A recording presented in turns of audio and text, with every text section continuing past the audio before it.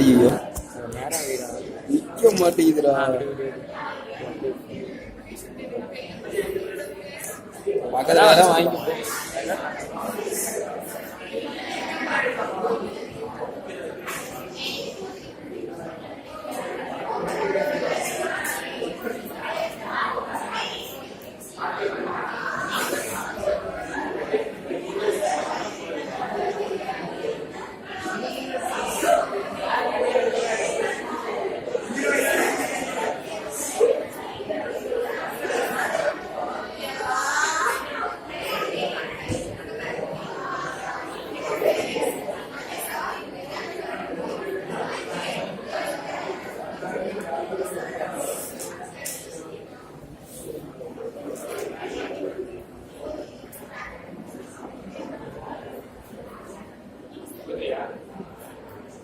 right.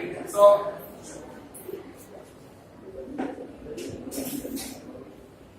next topic is what is in the last class?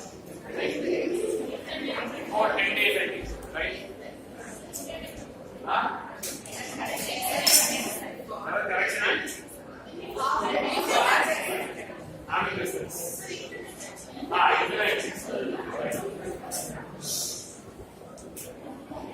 So next one is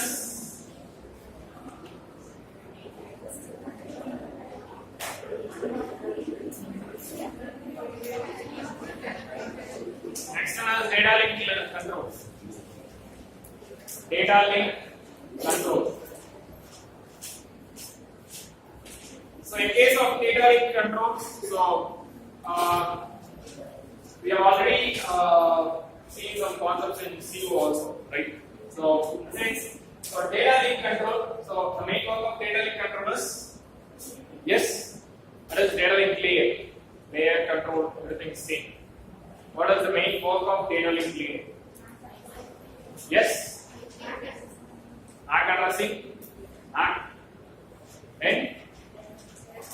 error correction and detection.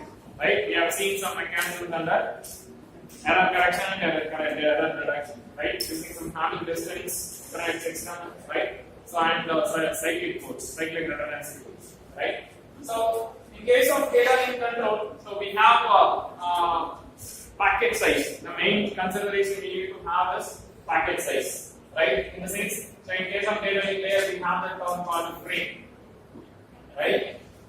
So frame size, right? So if considering your size of your frame, right, we need to have two different possible cases, right? First one is fixed size frames. Second one is variable size frames, right? So why we are learning this?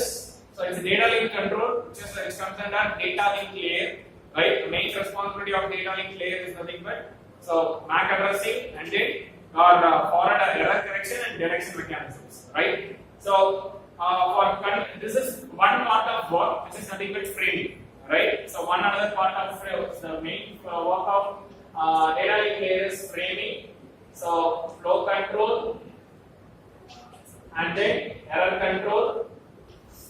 These are the major responsibilities of data link layer, right? So under framing, we'll be having so how the packets are framed, right? So this is the biggest question.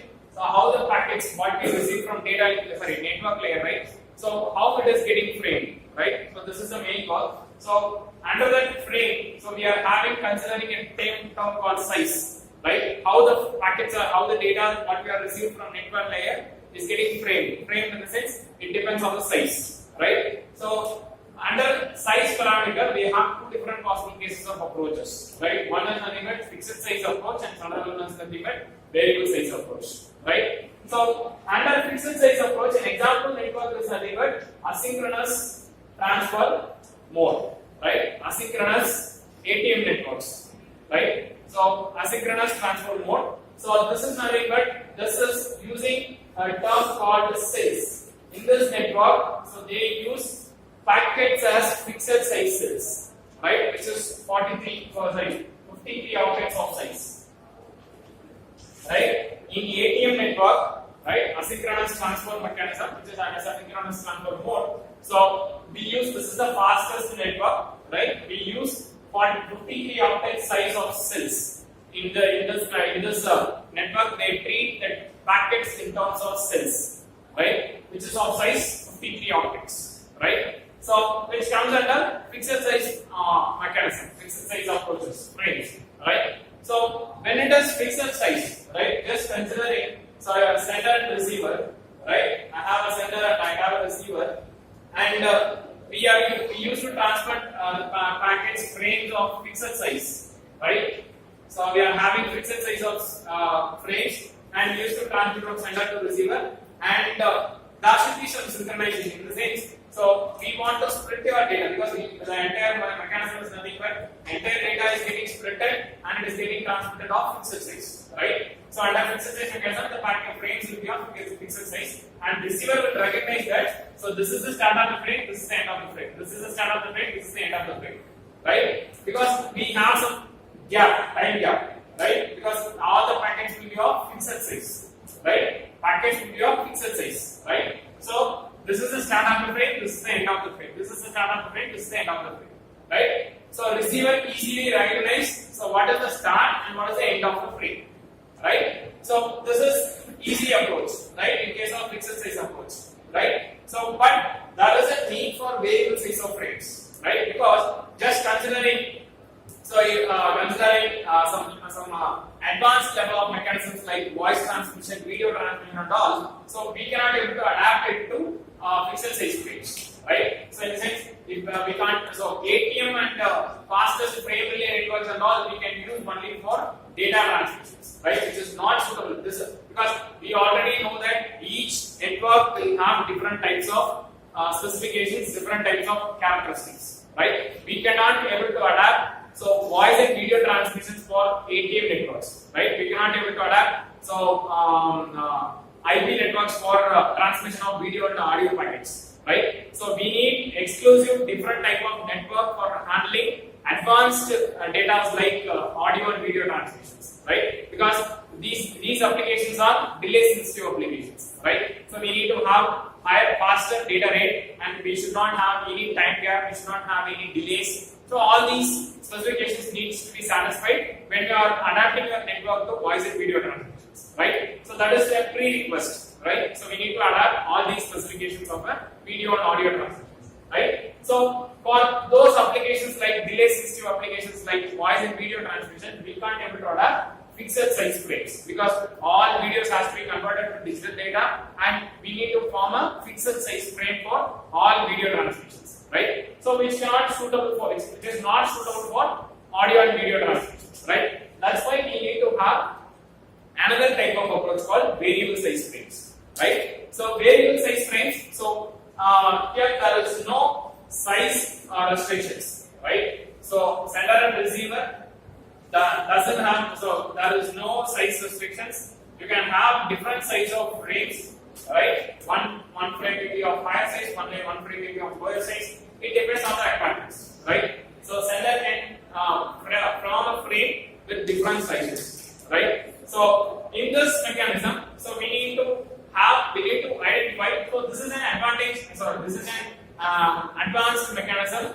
compared to fixed size frames, and it suits for voice and video transmissions, right? And there is one problem that occurs whenever we adapt to variable size frame mechanism, right? One is nothing but, so how to identify the start and end of the frame, right? So in case of your fixed size frames, so sender and receiver already they have some synchronization in the sense, so this is going to be the data size, and this is the start of the frame, this is the end of the frame, right? So, but in case of variable size, so we don't have that proper size, right? So we need to, because sender and receiver cannot able to establish some communication before it starts transmission, right? Because all packets will be of different sizes, right? We need to identify which packet, which is the start of the frame and this is the end of the frame, right? So this information needs to be identified by the receiver, right? So to identify the start and end of the frame, they go for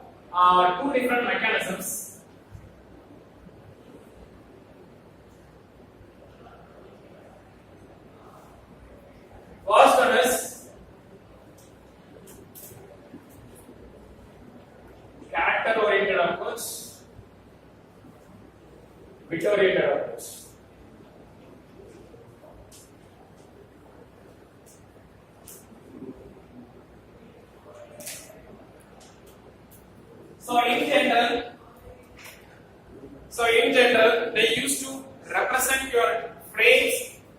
front and back. They used to have your data. We are receiving data from network layer, and network layer, after receiving your data, right, we used to add some headers and trailers, right? So in case of your data link layer, the header what we include will contain what information?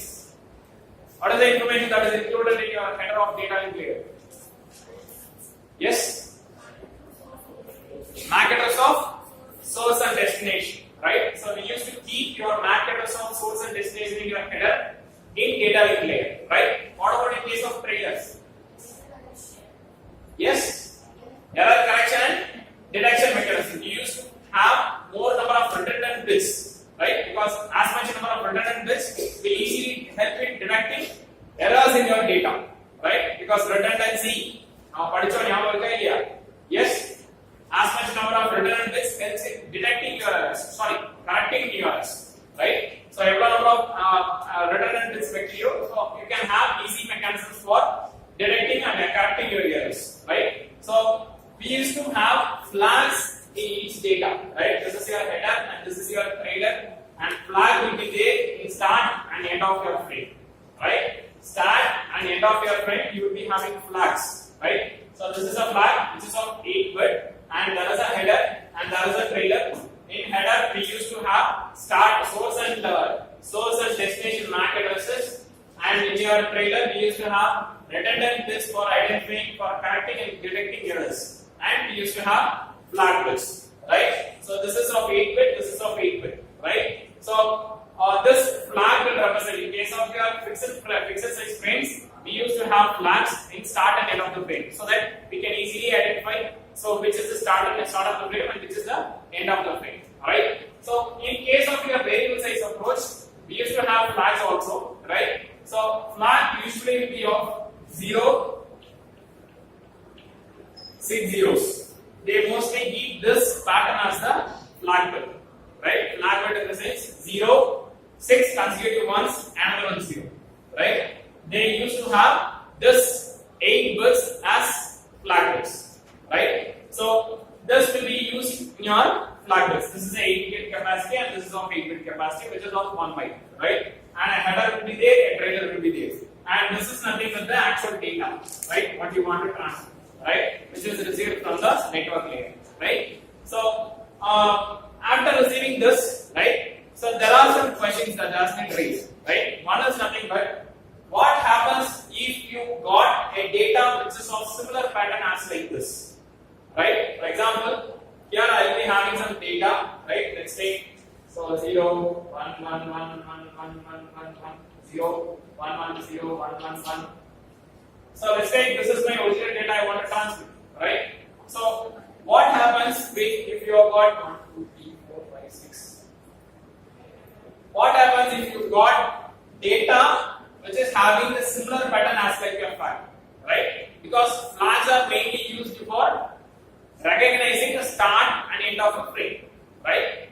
Flags are mostly used for identifying the receiver should recognize the start and end of the frame by using flag bits, right? Flag bytes, right? This is 8-bit and this is 8-bit, and mostly the byte will be of this pattern, right? 0, 5, 6 consecutive ones, and 1 0, right? So if this pattern comes, it recognizes this is the start of the frame. After start, so it reads all the data, and finally, again, if you identify, if the receiver identifies the same pattern again, that is meaning that is the end of the frame, right? So what happens when the same pattern that has occurred in your part of your data, right? So this is the biggest question. So to resolve this issue, they used to have escape characters, right? They used to have escape characters in front of your flag. If your data consisting of a pattern which is similar to your flag, right?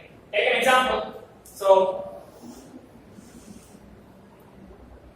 if your data will be of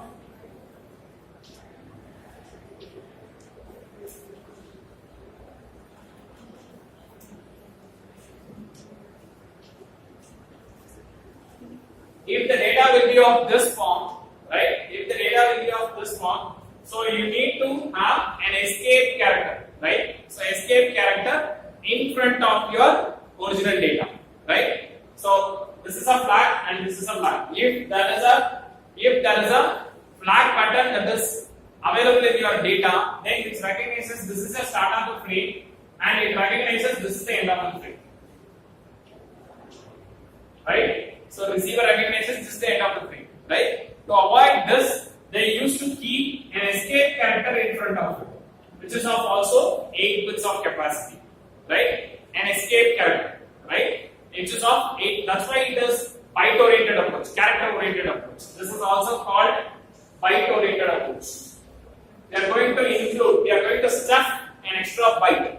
Right? We are going to stuff an extra byte. So whenever a pattern matches with the flag pattern, right? The data, so part of data matches with the flag pattern. So to make receiver recognize that it's a part of data, we used to include escape character in front of your data, right? So in my data pattern, flag pattern match acceptina, then we can have an escape character in front of it, right? So now another question rises nothing but, so what happens, because escape character is also 8 bit of data, right? What happens if escape character comes in your part of your data? Let's say, so an escape character comes here, because there is no necessity that, so escape character should not come as a part of your data, right?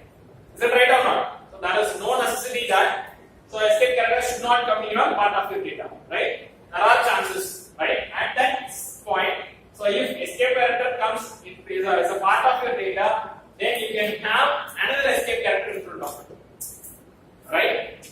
So two questions rises. One is nothing but, if flag comes, if the pattern of your part of your data matches with the flag pattern, right? This is nothing but the context, which is nothing but this pattern matches with my original flag pattern, right? So that's why I have included escape character in front of it to make the receiver recognize that this is part of data, it's not a flag, right? So another possibility is nothing but, there are chances where your data consists of the escape character also, right? So at that point of time, so you need to have one more escape character in front of the same escape character, right? Here escape character comes as a part of your data. So since escape characters are mostly used for conveying the next following data is a data, not a flag, right? So there are possibilities that escape character may also come as a part of your data. So to make the receiver recognizes the escape character, so we need to have one more escape character in front of it, right? So this is character oriented approach, right? We are going to stuff. So as a conclusion, so we are going to stuff an 8 bit of data stuffed with your original data.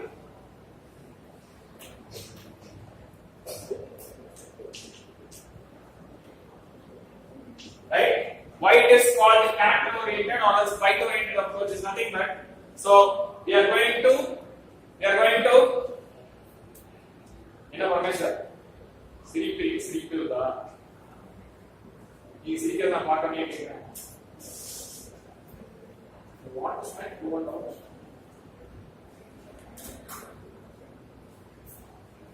So we are going to stuff any byte. We are going to listen please. So we are going to So we are going to stuff an 8 byte of approach. Sorry, 8 bit of approach, which is 1 byte, right? With your original data to make the receiver recognize that. So this is not the flag bit. This is actually the data, right? So that is called character oriented or else byte oriented approach, right? So next mechanism is bit oriented approach. Purely yes. Yes. Yeah. Yes. So only flag will come only at the start and end of the frame. No. So just think on. So data is received in this form. It recognizes this is the start, right? And it goes on.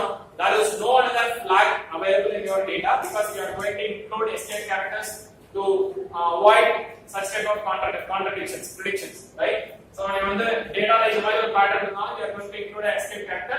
So receiver this is not the part of flag, this is actually the data அப்படிங்கறது receiver சொல்லிரும். Again it goes on, again it recognizes flag. So flag என்னும்போது this is the end of the frame அப்படிங்கறது recognize பண்ணிரும்.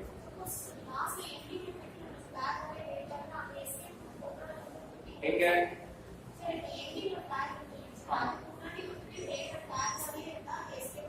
ஆமா அது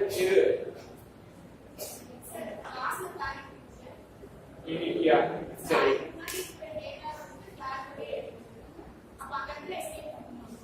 ஆமா இங்க flag மாதிரி ஒரு pattern இருக்குங்க the escape characters will be removed at the receiver side because whatever the mechanism, that's why I already said, isn't it? That's why I already said, whatever the mechanism you are adapting at sender side, which is known to the receiver side also, right? So if you are going to adapt this mechanism, which is byte-oriented approach, the receiver also knows that. So we are going to stuff a new byte. So for the similar pattern, what might be flag pattern available in data, right? So this is also known to the receiver also. When it recognizes an escape character, because escape character will be of a fixed pattern of 8 bits, right? If it recognizes an escape character, it removes it.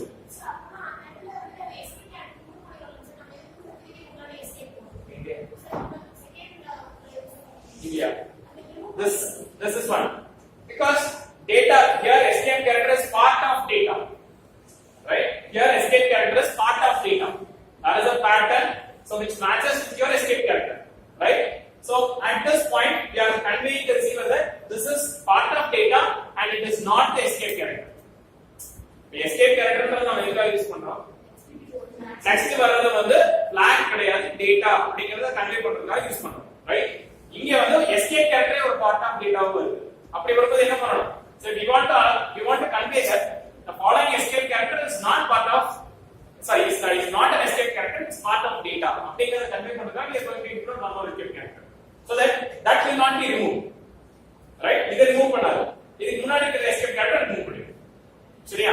So two questions. One is flag data வந்ததுனா, இரண்டாவது escape character data வந்ததுனா.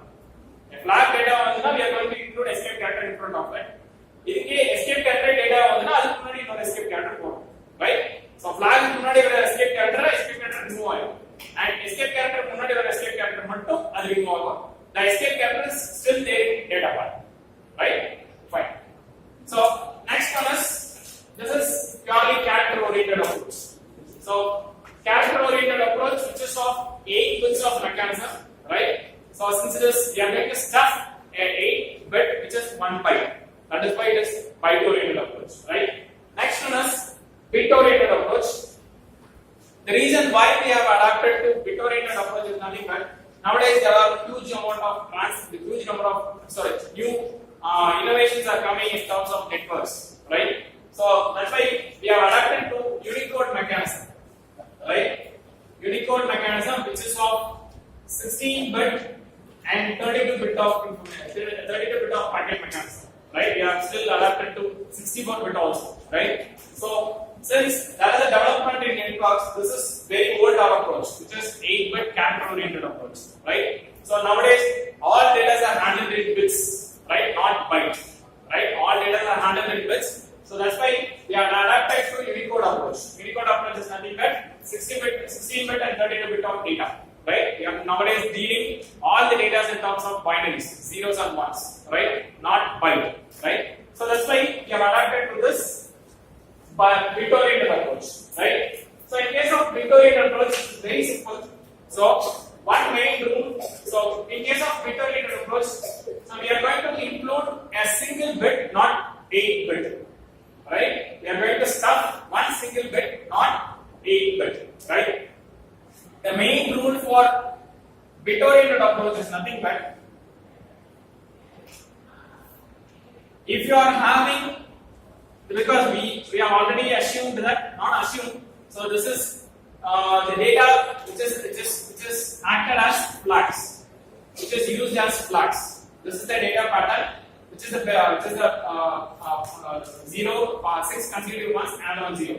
This is used as a data, the flag, right? So whenever 5 consecutive ones, if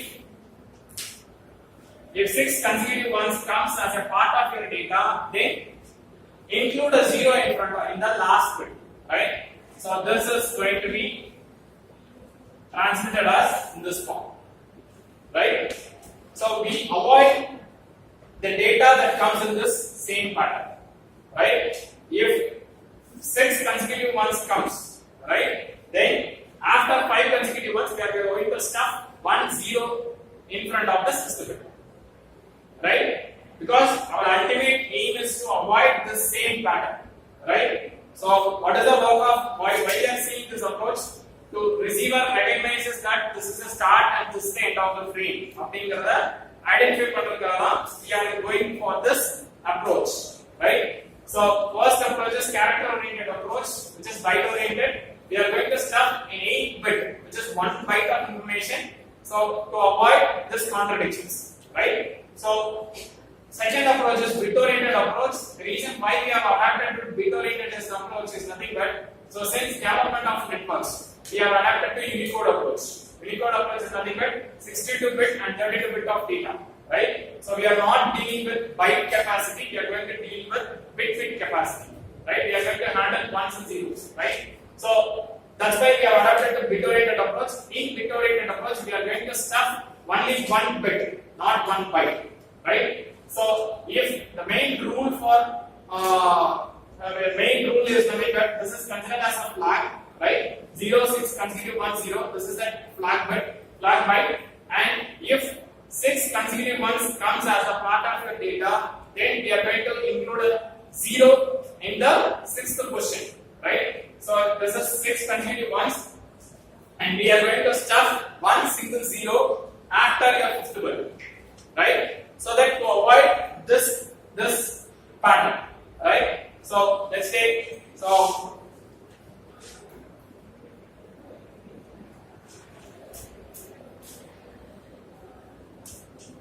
So if this is the data I am going to transmit, right?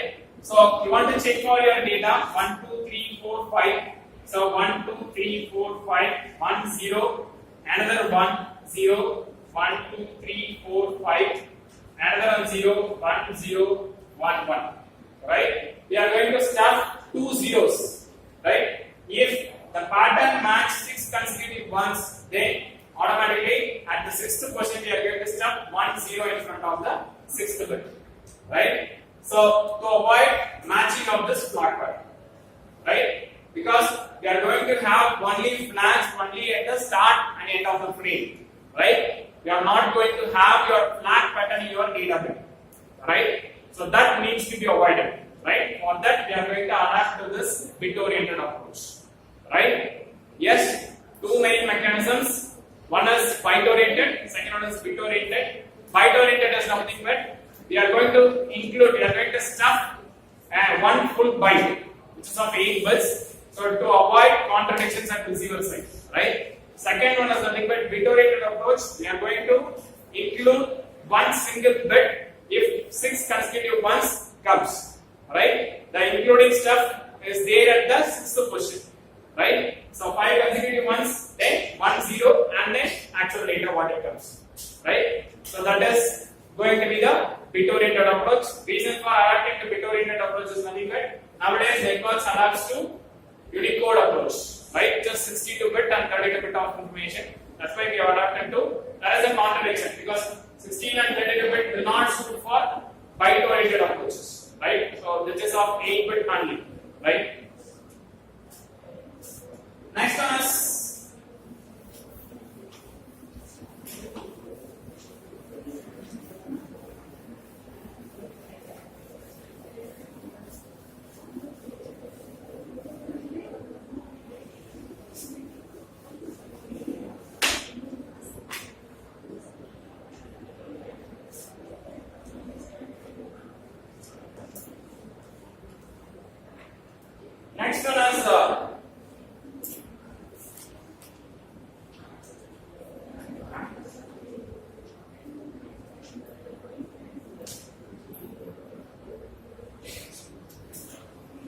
external data link control protocols.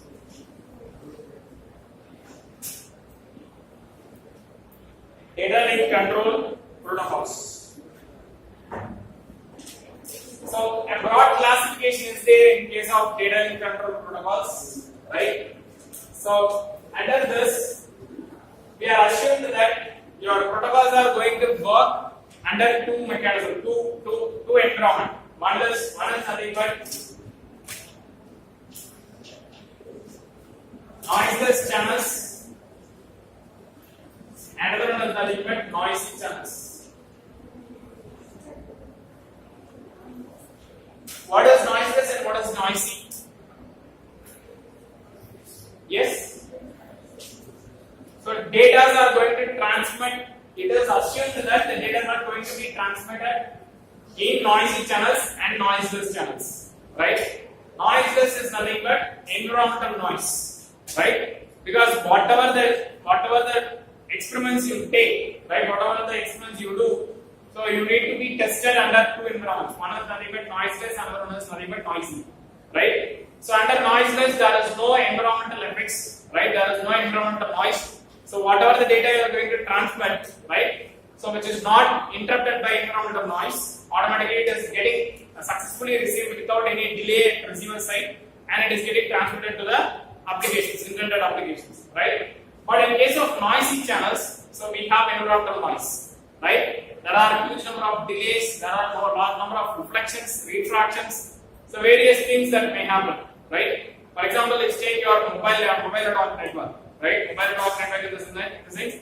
We are using mobiles, right? So whatever the signals we receive, right? It gets reflected whenever it hits a mountain. It gets refracted whenever it hits a building, right? Signals what we receive from towers, right? So it gets reflections and refractions, right? Rendu mechanism nadakkum, right? Or building irundhuna adha pattu appadi reflect agum or signal, right? So that the strength of the reflection improves the strength of your signal, right? There are some refractions, right? So all these mechanisms happens whenever we are implementing in real time, right? So if you are going to have a simulation or else closed environment in the sense within a room, right? Everything works fine because there is no environmental noise, right? But whenever you are going to implement it under a complex terrain in the sense hills and mountains, right? So you will be having huge number of environmental noise that will happen, and that will reduce your output actually,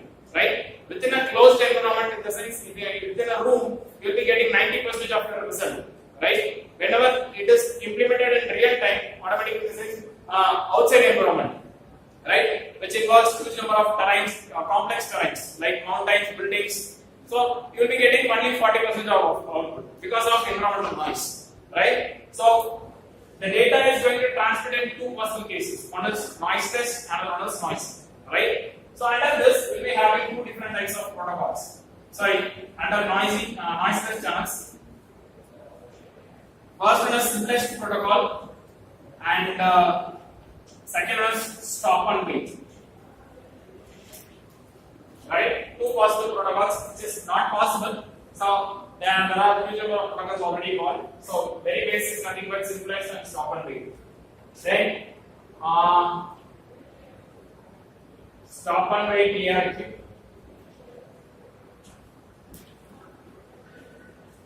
Go back DRQ. And the other one is selective DRQ.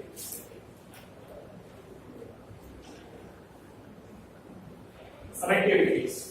Noisy channels and noisy channels.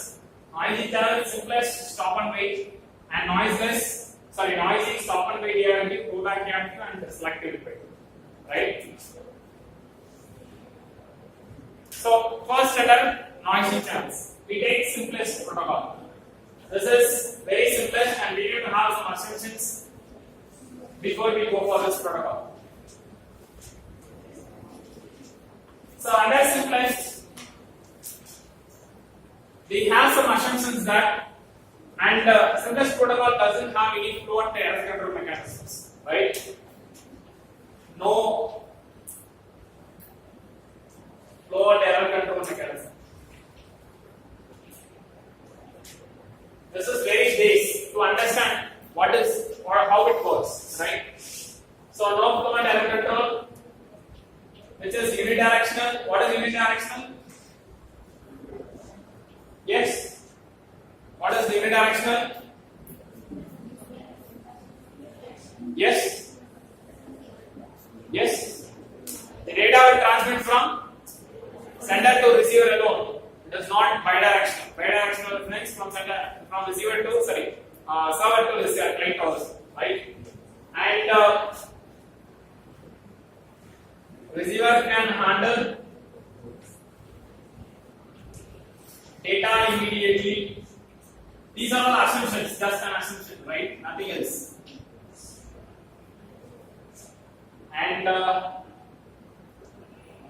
is enough. So, simplest protocol. No need to write this. It's all just assumption, right? There is no flow and error control in case of simplest protocol, and the data will be of unidirectional form, right? And receiver can handle data immediately, right? So there is no need of buffer capacity at all. Just think on a simplest protocol so far, right? So sender and receiver, right? So we are going to have some data, right? We are going to send some frames, right?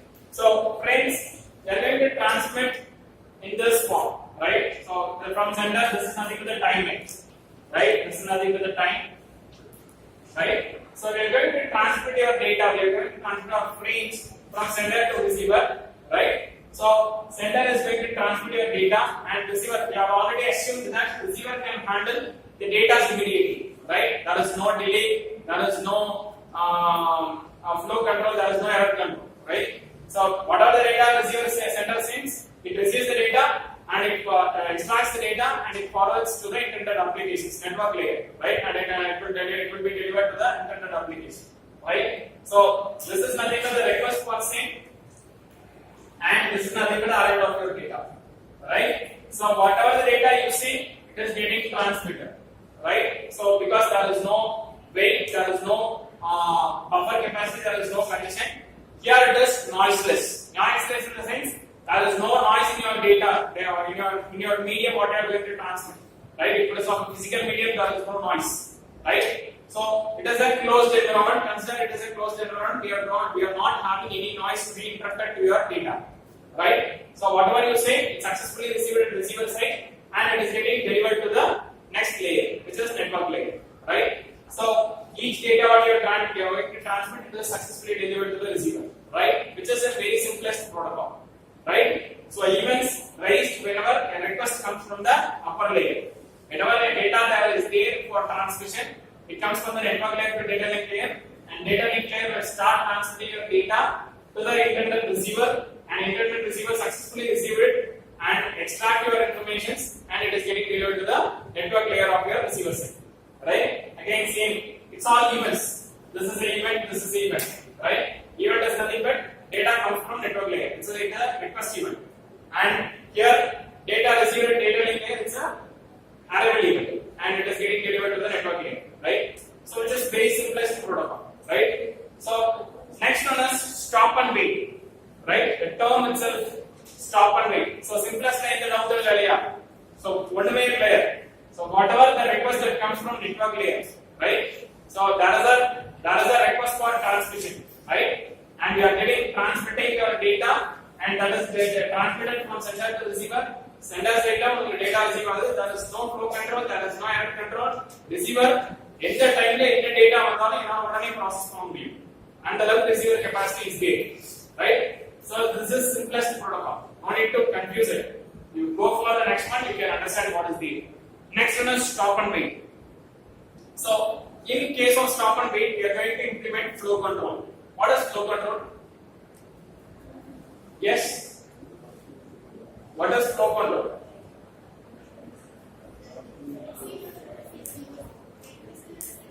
We are going to convey a signal to the receiver that you slow down your pace rate. We are going to send a signal. The receiver is going to convey a signal to the sender that you reduce your pace rate. Pace rate is the sending rate. What is called it? It is nothing but an acknowledgement. So through acknowledgement, we are going to convey the receiver that you please slow down your rate, transmission rate. You please slow down your transmission rate. The reason for flow control is nothing but reason in that.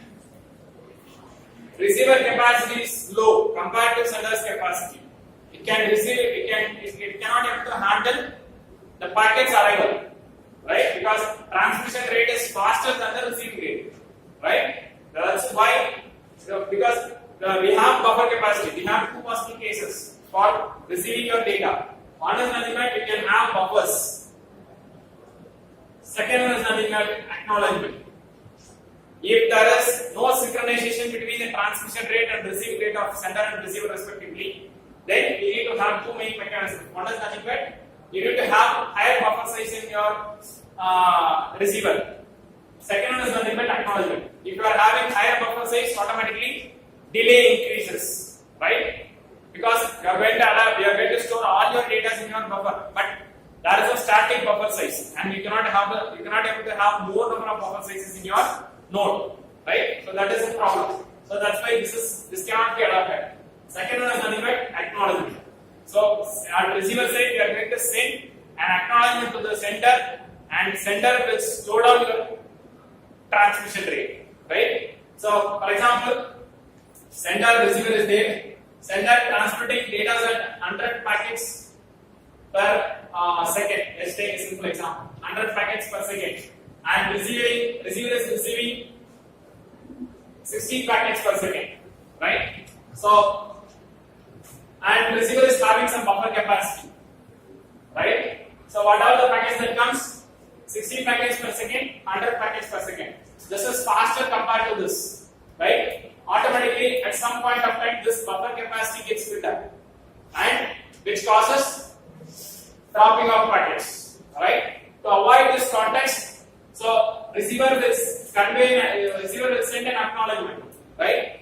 In that acknowledgement, they say that 60 packets per second is my capacity. You reduce your transmission rate to 60 packets per second, right? So that in the acknowledgement receiver only, this will reduce to 60 packets per second, right? That is the mechanism for flow control, right? So sender's rate and receiver rate should be synchronized, or else at some point of time buffer may build up automatically, which causes dropping of packets, right? So this is simplest protocol. Next one is stop and wait.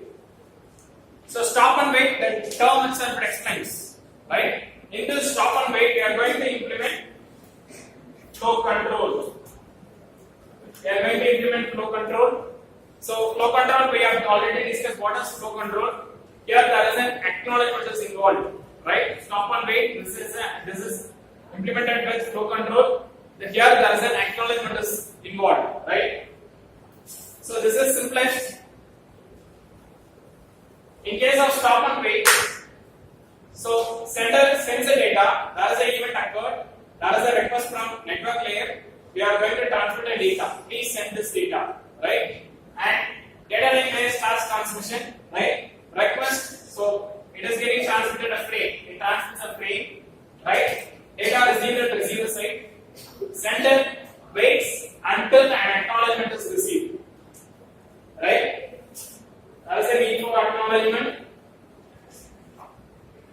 right? So this is the time period, right? This is the time period, right? Sender will transmit the next data after receiving the acknowledgement for the previous data, right? This is nothing but the acknowledgement for the transmission frame what you have sent, right? So after receiving the acknowledgement, it starts transmitting the next data, right? Next data is nothing next frame, right? And there is a need for, and sender will wait until the acknowledgement for the second frame has received, right? Another acknowledgement has to be received. So this is the time period for the second frame, right? That's why it is stop and wait, right? So sender sends the data and it stops transmission. Listen please. Sender sends the data and it stops transmission and it waits until an acknowledgement is received, right? That's why it is stop and wait, right? Sender sends the data and it stops its transmission and it waits for the acknowledgement to be received for this whatever data what you have sent, right? After acknowledgement received, it starts transmitting